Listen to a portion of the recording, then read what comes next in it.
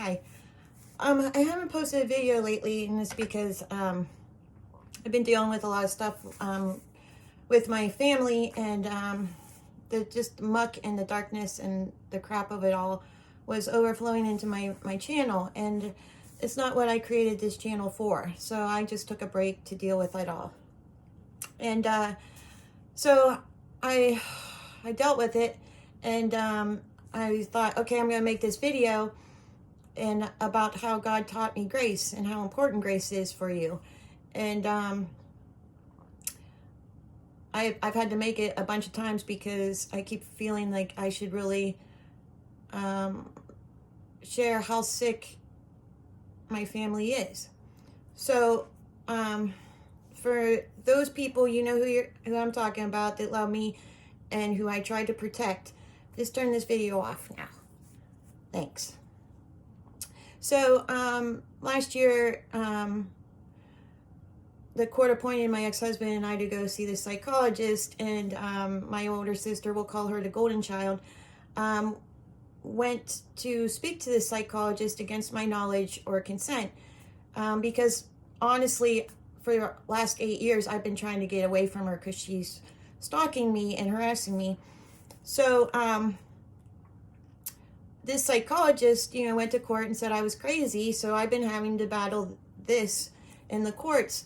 And my ex-husband has used my sister and my family against me in court custody cases for years. So I needed my sister to confess that she spoke to that psychologist.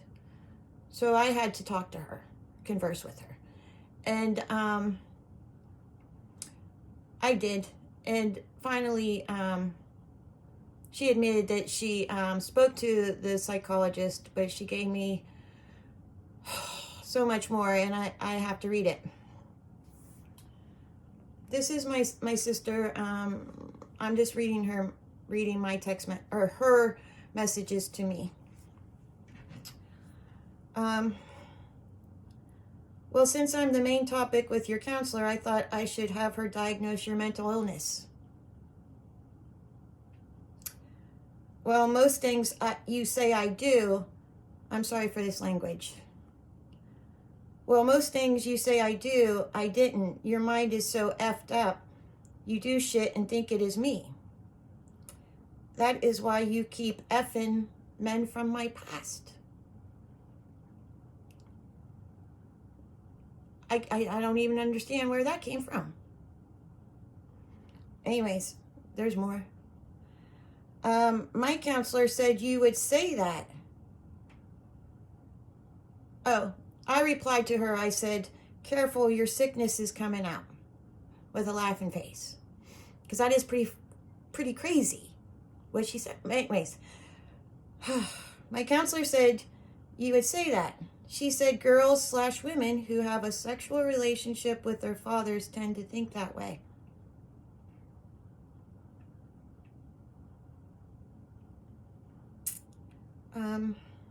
There's a lot back and forth. I just can't wrap my brain around what she's saying. I just couldn't. I couldn't wrap my brain around it. So here she admits that she had the meeting.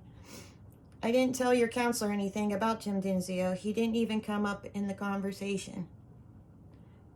Did you initiate the sexual relationship with your dad? So I replied back, thank you for finally admitting that you spoke to Dr. DiMarzio.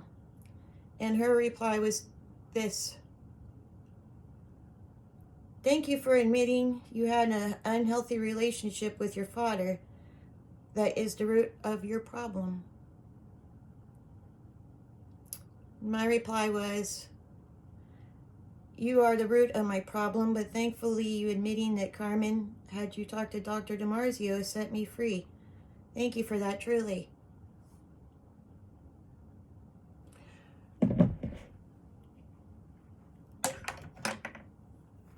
I couldn't even,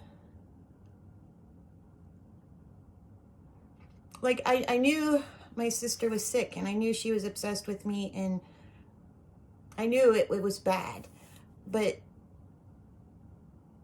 I don't know. It just did something to me that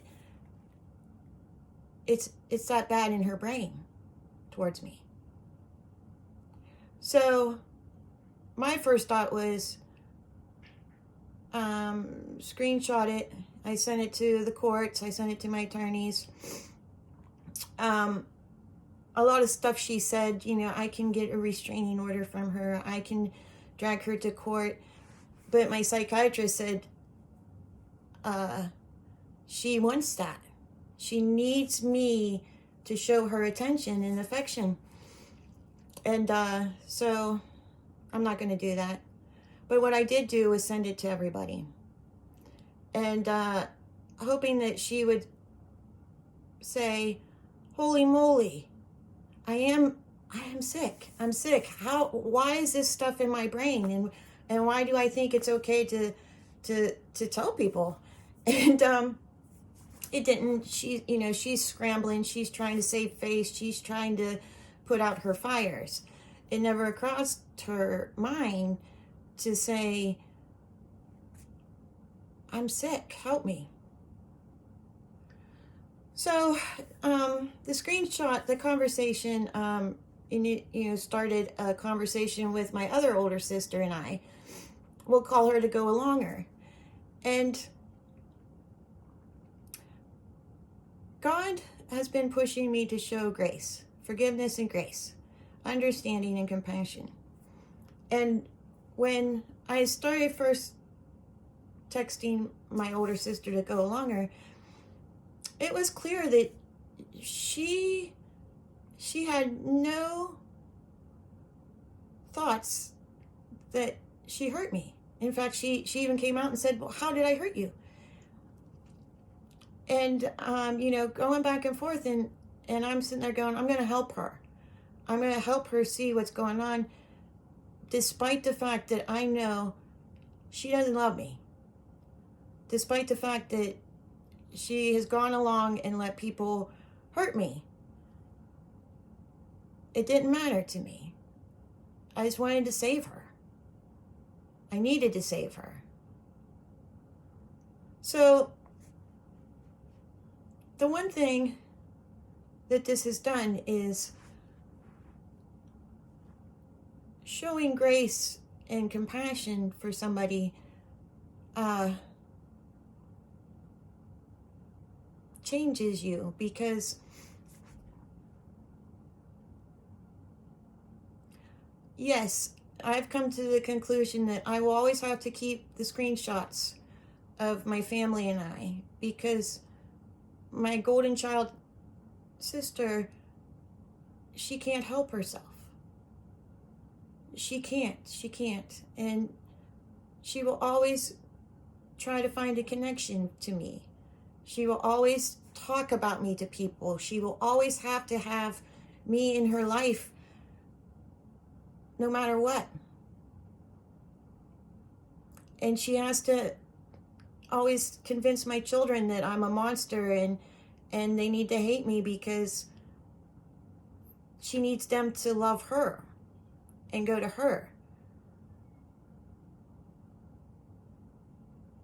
And it's an amazing feeling when I can look back on all the stuff that my sister has done to me to hurt me and brutalize me. And I would happily take it all again, so I don't have to be like her.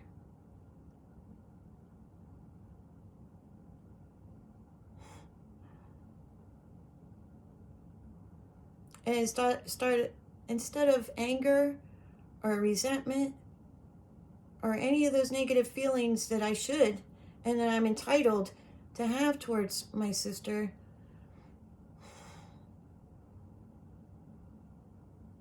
all I have is sadness for her.